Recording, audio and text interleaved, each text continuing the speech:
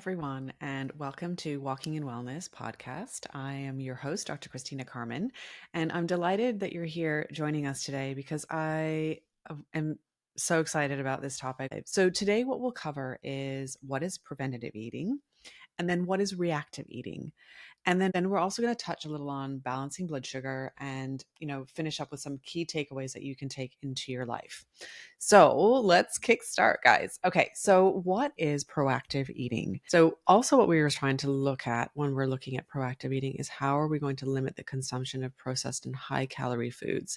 And this is what we touched on earlier, where we have such an ease in our society on, grabbing foods conveniently whenever we want, whenever the thought comes into our mind that we want something or, the craving is there and off we go. So this is really where that proactive aspect comes in, is that you're really aware of what you're trying to not only nourish your body with, but potentially what you're limiting the consumption of. I know it can be challenging, but carve out the time to meal prep a little bit for the week. So does that mean that you prep your brown rice or your quinoa in order for you to have those bases for those beautiful meals? Maybe it's you're already putting together some of your packed lunches so you don't have to eat out as often during the week. Maybe it's putting together grocery lists and shopping lists.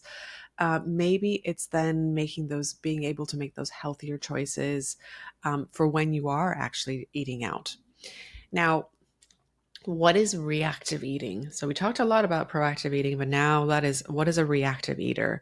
Now, a reactive eater means that you are reacting to hunger based on external factors like stress.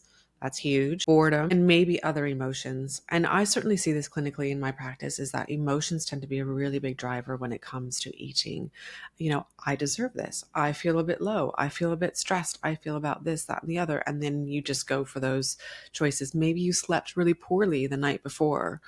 And this is also going to massively impact how you react and how reactive you are to those food choices and the eating choices. Now, this type of eating in particular will often lead to an overconsumption of high calorie low nutrient foods that can contribute to the development of those chronic diseases and obesity, type 2 diabetes, heart disease. Oh my goodness, the list goes on. Then lastly, I'm going to touch briefly on what is obsessive eating.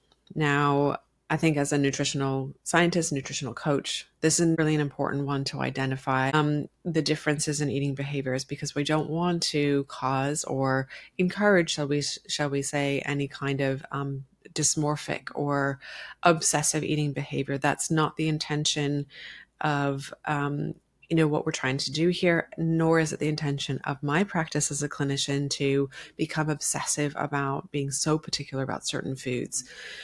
We want to make sure that we're looking at this as a form of empowerment and a form of way, a way that we can really support our health and well-being long-term, but not become obsessive about our foods.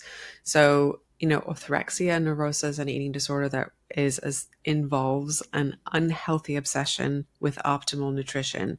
And guys, this can go both ways. So this can be, it becomes very much a preoccupation with perceived healthfulness, if that's even a word I'm pronouncing correctly, of the food, that it's adversely affecting their health and daily activities. So thank you again for tuning in. I know you have a huge choice of what to listen to, so I'm so grateful for your time and for your energy, and I will see you guys next time. Thanks.